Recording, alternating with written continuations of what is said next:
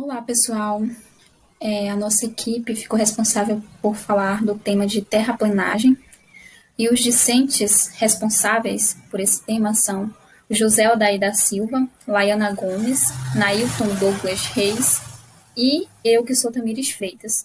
O docente é o professor doutor Dário Lisboa e a disciplina é Ambiência e Construções Rurais. Bom, o que é terraplenagem? Terraplenagem, ela é a operação utilizada para para deixar o terreno mais plano e tem o intuito, né, de resolver os possíveis problemas em relação à construção. Todos esses procedimentos, eles são feitos com o uso de equipamentos especiais, específicos. E, além disso, é utilizado cálculos precisos do quanto de terra precisa ser retirado, é o que chamamos de corte, e depositado, é o que chamamos de aterro, para que esse terreno ele seja nivelado. Esse procedimento de nivelamento em áreas, ele é utilizado para o desenvolvimento de construções, na abertura de depósitos minerais e também na fundação para edifícios e outras estruturas também. E os fatores que irão definir essa necessidade é o perfil do terreno, as cotas, né, que devem ser observadas se elas estão acima do nível ou abaixo. Além disso, é observado também o grau de dificuldade para que seja realizado, né, para que seja feita a execução de uma obra.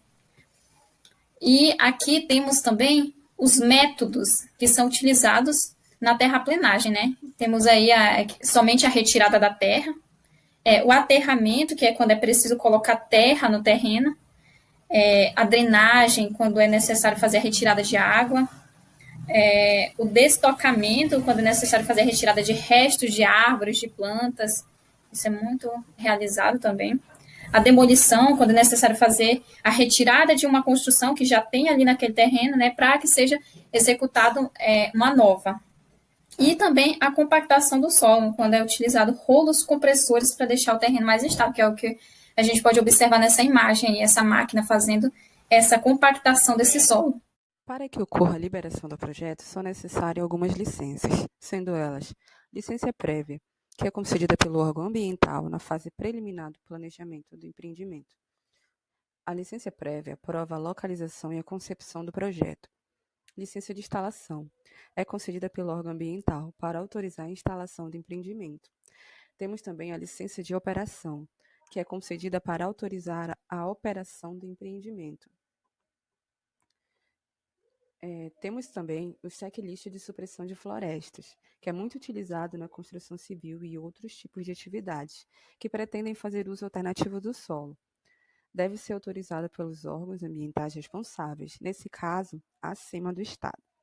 A supressão vegetal é o ato de retirar uma porção vegetal de um determinado espaço urbano ou rural, com o intuito de usar a área para implantação de alguma atividade. Vamos agora ver a topografia aplicada na terraplenagem. Então, a topografia é uma ciência que estuda a superfície terrestre, suas características e as formas. Então, a topografia é responsável pela descrição da superfície, assim de maneira bem grosseira, né? Nesse sentido, ela é muito aplicada no setor de construção civil, na parte documental, de compra de terreno, desenvolvimento de projeto, além de servir para subsidiar licenciamento e registro perante órgãos públicos e também na execução da obra em si. A topografia ela encabeça vários procedimentos. Então a gente vai ter aí, por exemplo, demarcação de limite do terreno, que não poderia faltar nesses exemplos, alocação do nivelamento dos furos de sondagem, né? Alocação de estacas e pilares, o nivelamento do terreno e entre outras atividades. Então, dentro da topografia, a gente tem as curvas de nível, que é através dos métodos topográficos que a gente vai obter essas curvas de níveis, que na verdade são linhas que juntam, ou seja, que unem pontos com a mesma cota ou altitude. Então, nessa primeira foto, a gente tem uma vista tridimensional do relevo e as curvas de nível, né, suas respectivas curvas de níveis. Então, a gente tem aqui uma demonstração em 3D de como é esse terreno na prática. Então, a gente percebe aqui que há uma pequena declividade nesse terreno, ou seja, uma diferença de nível, né? Então aí a gente tem essas curvas. Aqui na imagem 2, aqui ao lado, a gente tem aí um perfil transversal, né, que ele é obtido a partir da interseção de um plano vertical com o terreno. Então, nesse sentido, a gente vai ver aqui o perfil transversal dessa área, que também apresenta aí deformidades do relevo, né? Tem o seu relevo aí com declividades. Esse tipo de curva de nível, né, de perfil transversal, ele é muito utilizado aí na engenharia, principalmente aí no estudo de estrada, né, no traçado de estradas, é bastante utilizado. Olá, iremos falar sobre os maquinários de terraplenagem. Primeiramente, as unidades tratoras, no qual são equipamentos básicos de terraplenagem, que servem para tracionar ou empurrar objetos ou outras máquinas, com funções de desmatamento, destocamento, construção de caminhos de serviço, entre outros, sendo eles de esteira ou pneumáticas. A diferença entre elas é que as de esteira são melhores em solos instáveis, pois têm uma aderência positiva e agem no solo com menor pressão, bem diferente às de pneus. Observamos aqui, né, as funções dela, né, tracionar, empurrar com pneus, com esteiras, e atualmente está aproximadamente R$ 150 a hora de seu trabalho. A seguinte são as unidades escavo-empurradoras, né, como o próprio nome já diz, elas servem para escavar, empurrar objetos. São caracterizadas em bulldozer e angledozer. Mas qual é a diferença entre elas duas? A bulldozer tem movimentos de sua lâmina apenas para cima e para baixo, limitando movimentos. Já a angledozer, como podemos observar aqui, ela tem uma espécie de pistões na própria lâmina, fazendo com que tenha várias formas, né, vários tipos de ângulos que elas podem fazer. Essa imagem, observamos, né, um ambiente que ele é na diagonal, né, aqui, e com a utilização desse maquinário, ele tem a possibilidade de retirar dessa parte mais alta e depositar nessa parte mais baixa, fazendo com que tenha, né, uma parte mais plana, mais na horizontal. Isso advém da questão da sua possibilidade de fazer ângulos com a sua lâmina. Unidade escavo-transportadoras. Elas são para escavação, para carga, transporte, descarga de materiais soltos e entre outros. São divididas também em scrapper rebocado e moto-scrapper. A scrapper é um implemento com 2 eixos, sendo tracionado por um trator. Como podemos observar aqui, essa imagem aqui, são 2 eixos, né, tracionado por esse trator aqui. E a moto scrapper, ela tem uma unidade, a sua unidade, ela se apoia a esse trator aqui, Então, vamos dizer assim que ela se torna apenas um. E a sua lâmina, bem aqui assim, ela é composta por uma lâmina, que quando esse equipamento ele dá uma caída aqui, a baixa, né, ele consegue tirar, né, a camada superficial do solo deste local e é depositado bem aqui assim. Em seguida, as unidades escavo-carregadora servem para fazer a escavação e o transporte de materiais para outro maquinário. São divididas em carregadeiras e escavadeiras.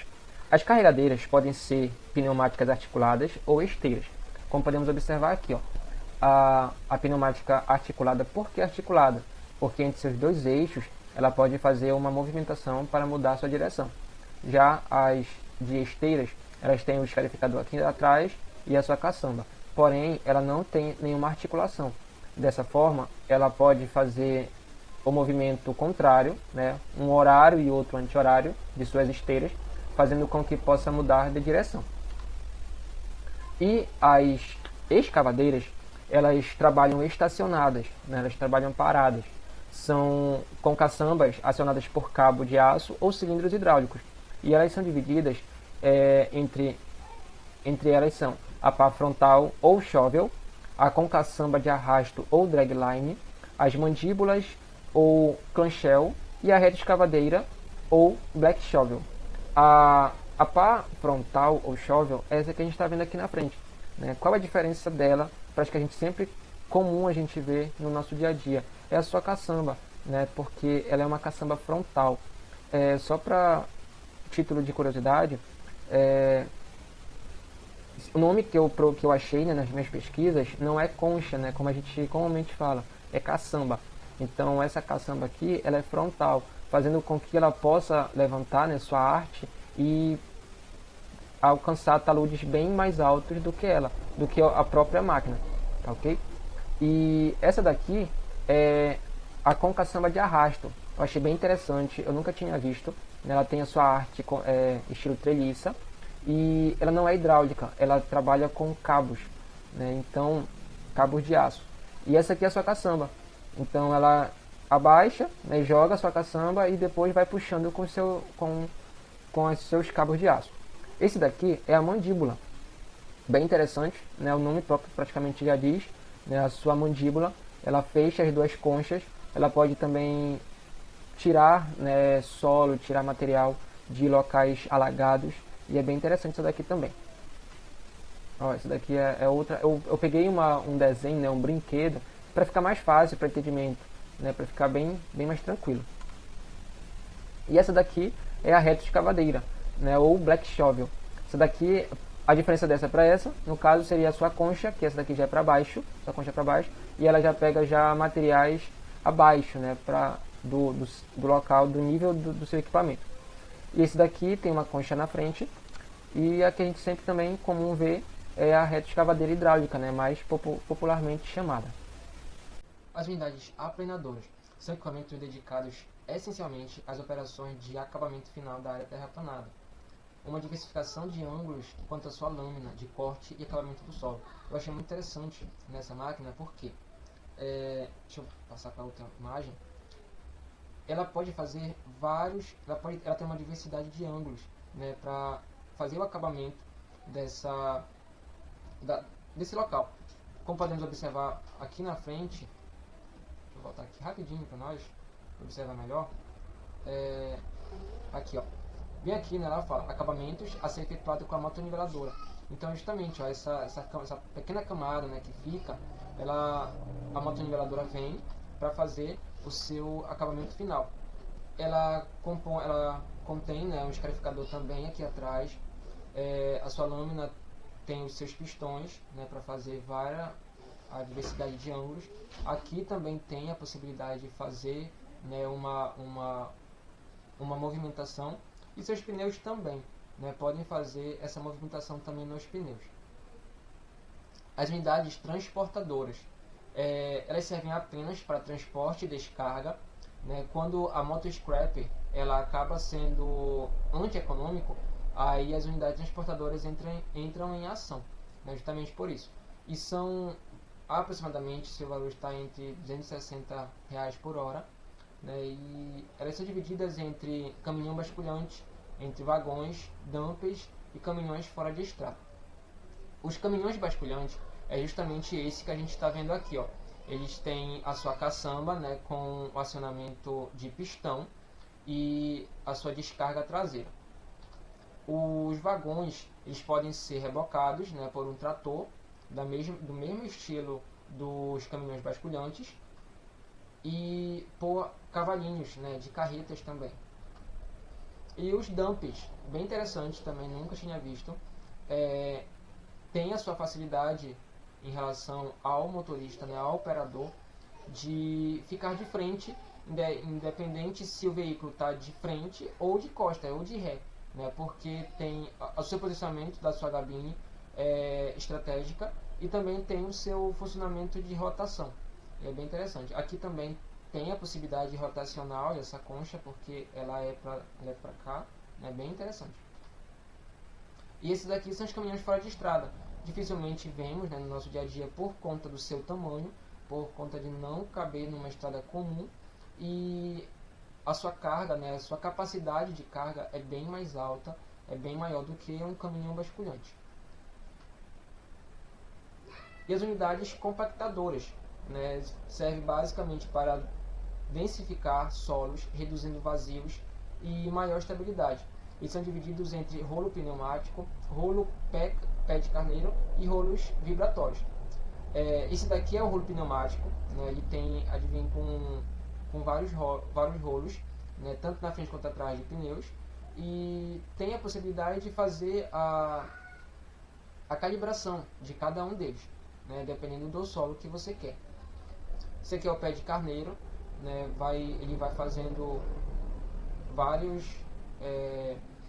compactando o solo, e no final, quando ele não faz mais, não muda mais a sua estrutura do solo, é porque já está completamente compactado. E os rolos vibratórios, né, que são esses aqui, com lisos, que eles fazem com a vibração do solo para fazer a sua compactação. As sondagens, né, também faz parte aí da etapa do projeto de terraplenagem, que consiste nada mais nada menos do que no reconhecimento do subsolo, ou seja, da área que você vai fazer o teu projeto, onde você vai implantar a sua estrutura, e o tipo de sondagem e a quantidade ela vai ser definida em função da estrutura a ser implantada. Então, tem alguns tipos de sondagem, né? Nós trouxemos aqui 3, que é a sondagem a trado, que é o método de investigação geológico, geotécnica, né? Que utiliza o trado, que já é bastante conhecido aí pelos agrônomos, né? Nas nossas aulas de solos, quando a gente estava presencial. E ele é constituído por lâminas cortantes. E aí a gente tem o espiralado, que ele pode ser helicoidal ou espiralado. E a gente tem também os convexos, que pode ser o trado concha. A finalidade de fazer uma sondagem com trado é para determinar o nível da água, né, se encontrar, e identifica também os horizontes do terreno. A sondagem, a percussão, ou SPT também, conhecido, né, ela é muito parecida com a sondagem a trado. Só que esse método de investigação é prescrita pela NBR 6484 de 2001 e é utilizada, e como é que ela é feita, né? Como é que é realizada? Ela é realizada através de um amostrador padrão do tipo Reynolds, que ele vai retirar as amostras de solo, e a realização do ensaio de penetração dinâmico do SPT, que é o Standard Penetration Test. Isso tudo, né, esse trabalho, essa execução aí, ela vai servir para obter o NSPT, que é na verdade o índice de resistência à penetração. Então a gente pode dizer que o SPT é um ensaio feito em cada metro do terreno ao longo de todo o perfil do solo. E a execução desse ensaio, desse tipo de sondagem propriamente dito, ela vai ocorrer através do martelo, que tem aí 65 quilos, e ele fica posicionado a uma altura de 75 centímetros. Então ele bate, e aí a pessoa que está lá trabalhando, o operador, ele anota o resultado para se encravar o amostrador em 45 centímetros. Então aí, quando ele anota as batidas, ele vai analisar o número de golpes dados em um intervalo de cravação a cada 15 centímetros. Então ele chegou nos 15 centímetros, ele vai analisar quantos golpes foi preciso para chegar naqueles 15 centímetros. Isso ele vai fazer ao longo de 45, ou seja, ele vai fazer 3 análises. E a execução da sondagem à percussão só vai finalizar quando atingir a profundidade estabelecida pelo projeto ou quando encontrar um material resistente, impenetrável. A sondagem rotativa, aqui do lado, também é um tipo de sondagem muito importante, que consiste no método de investigação também geológico e geotécnico, como os demais, e que utiliza um conjunto de moto mecanizado. Isso aí vai permitir a obtenção de amostras, né, de solos na forma cilíndrica, ou então quando a intenção é obter as amostras de materiais rochosos, né, que você não vai ter condição de trazer na forma cilíndrica, você traz aí já meio que pedaço, né, e por aí não dá mais para ser cilíndrico. E consiste na ação de perfurar. E como é que isso é feito? Funciona tipo uma furadeira, né, uma broca, porque o resultado dessa perfuração ela é feita através das forças, né, de penetração e rotação do motor, né, que trabalha aqui, então ele roda e gira, como eu falei, como se fosse uma furadeira. E o nome dado a essas amostras, né, que é colhida, é testemunha, chama-se testemunha para essas amostras colhidas. Então a gente percebeu aqui que os métodos são simples, não são muito complicados, são bastante diferentes na sua execução, mas que traz aí no fim a mesma finalidade. Cada tipo de sondagem também ela pode ser definida, né, quanto ao tipo de solo que você já tenha naquele local. E o tipo de sondagem mais utilizado aí é justamente a sondagem à percussão, justamente porque ela traz um índice de resistência à penetração, que é um fator importante na execução aí de obras, né, de edificações e etc. Outro ponto também importante a ser abordado é a questão dos relatórios de sondagem, né? O que é que tem que ter num relatório de sondagem, por exemplo? Que nada mais é do que um documento descritivo, né, em relação às informações obtidas na execução da sondagem. Simples assim. E ele vai servir para embasar, né, para fortalecer aí a tomada de decisão do projetista. E algumas informações que tem que ter no relatório de sondagem, que é justamente as coordenadas e a cota da boca do furo, né, onde foi feita a sondagem, a descrição e identificação das camadas do solo, então tem que estar tudo descrito, esse tipo de informação, a descrição do material encontrado, né, se é areia, argila, né, silt, a cor, tudo isso. O número de golpes, por exemplo, na sondagem da percussão, tem que ter o número de golpes, né, que foi dado para chegar lá aos 45 centímetros. O N, ou NSPP, que é o índice de resistência à penetração, assim como a data e o início, a data do início e do fim da sondagem. Dos serviços preliminares, eu vou falar um pouco sobre os caminhos de serviço, que, se tratando da terraplenagem em trecho virgem, ou seja, no trecho que não possui a estrada de ligação de caráter pioneiro, é necessário, né, abrir o caminho para que os equipamentos eles sejam levados para o local onde vai ser realizado aí esses procedimentos de terraplenagem. Os caminhos de serviço, eles são destinados à execução da terraplenagem, e os desvios, eles são, na verdade, provisórios, eles terão um caráter, né, técnico apenas suficiente para passagem aí do tráfego, recebendo em seu leito uma camada superior a um revestimento que é primário somente em casos excepcionais. E, além dessas estradas, também são considerados os caminhos de serviço aqueles que se destinam a assegurar o acesso à ocorrência de materiais a serem utilizados, né, nos serviços de pavimentação e drenagem, que são as pedreiras, as jazidas, e também em outros solos em geral.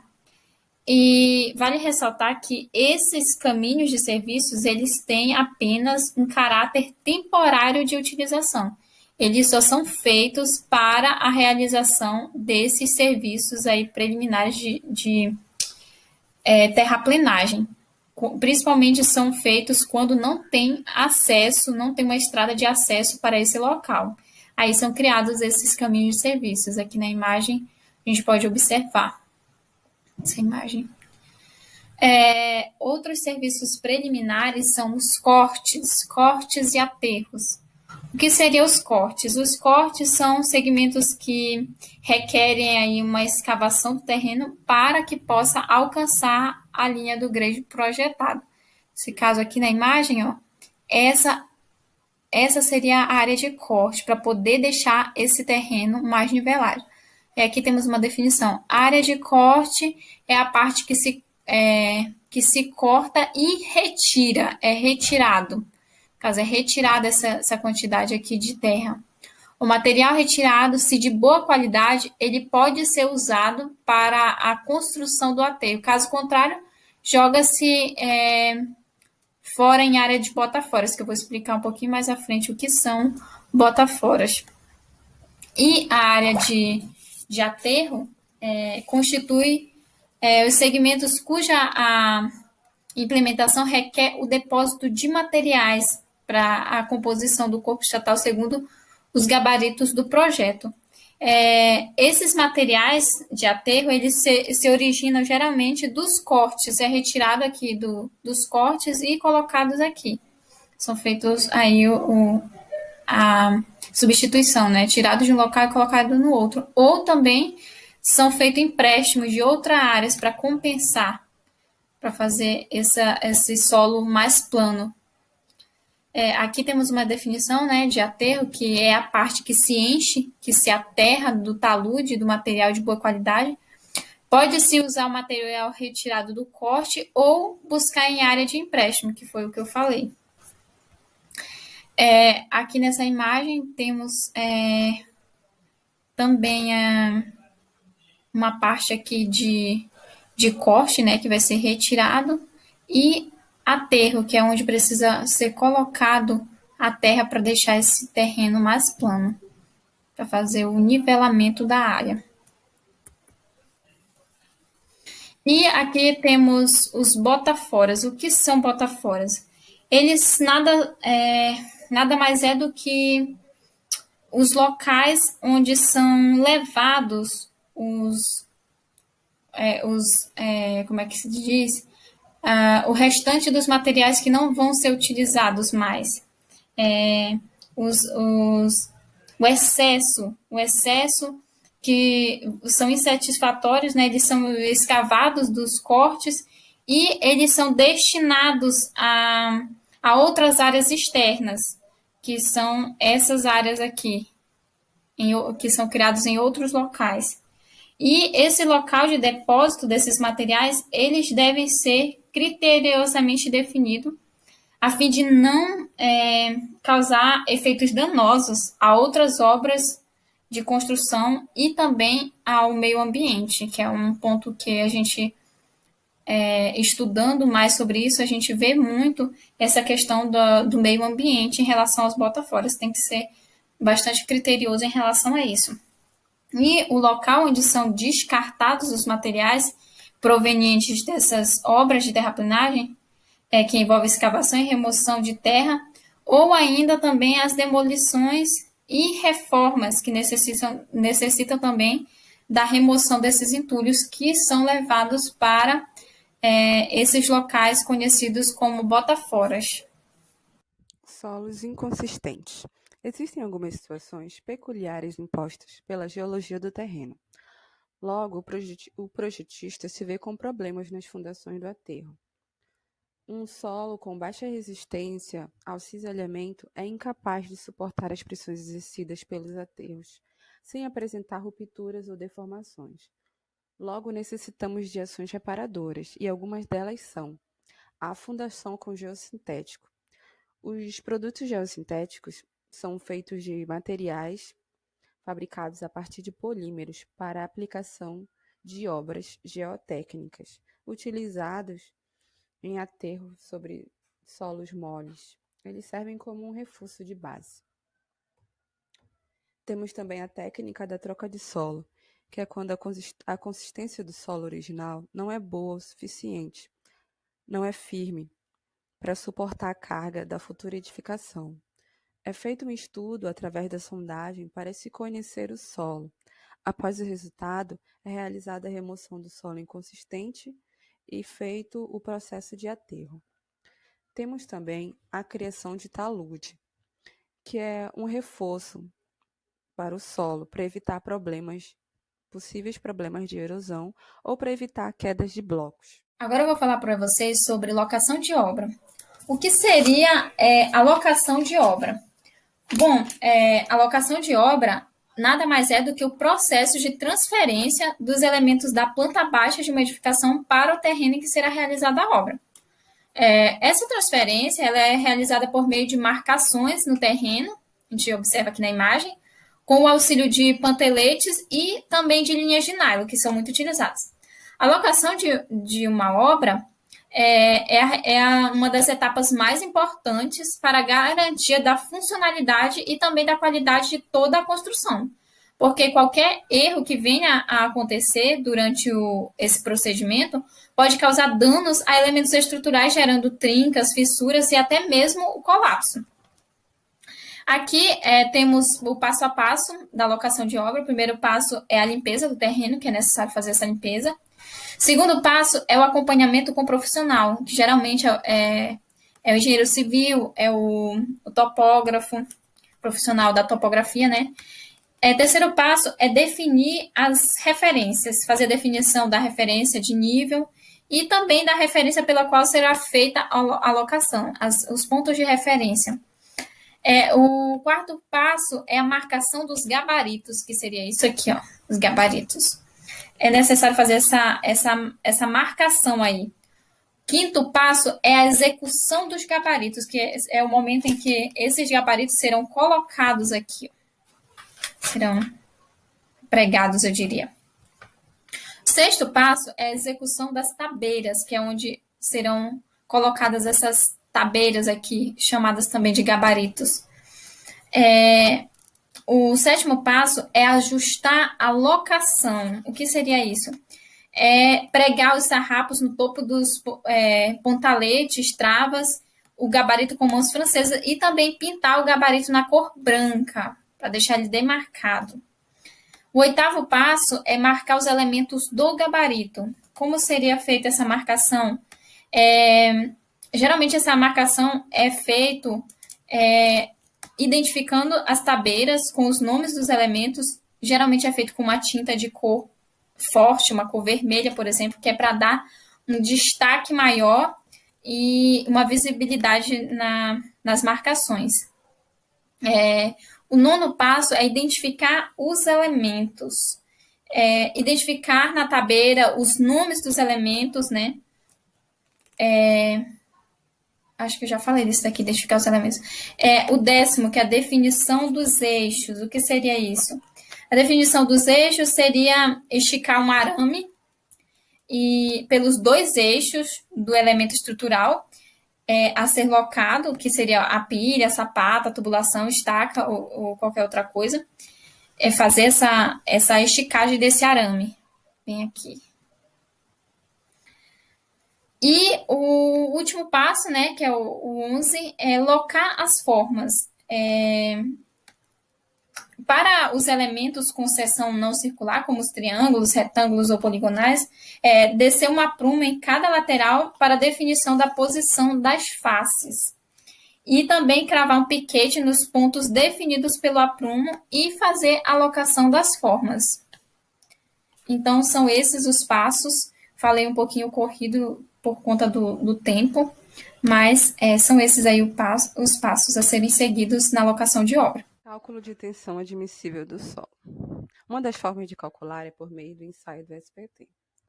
Bem, supondo que a cota de assentamento das sapatas está a 1 metro abaixo do nível do solo e que a menor dimensão em planta desses elementos é 1 metro, podemos estimar a tensão admissível do solo através da seguinte correlação, desta formulinha aqui, onde o A é a tensão admissível do solo e o N é o SPT médio do bulbo. A tensão admissível do solo é dada em quilogramas forças por centímetro quadrado, e o N é o sapato médio do bulbo de tensões, 2 vezes a largura da sapata. Como estimamos a largura da sapata como 1 metro, o bulbo de tensões deve ir de 1 metro até 3 metros de profundidade, conforme visto nesta figura aqui. Logo, aqui nós vamos tirar o NSPT. Digamos que, vamos usar esse número fictício, o NSPT em 1 é 7, em 2 é 5 e em 3 é 4. Aqui nós temos a média, que foi esse valor. Após obter a média, nós vamos colocar nesta fórmula, que é para achar a tensão admissível do solo. Você pega o número médio do NSPT dividido por 5, que vai dar o valor da tensão admissível do solo.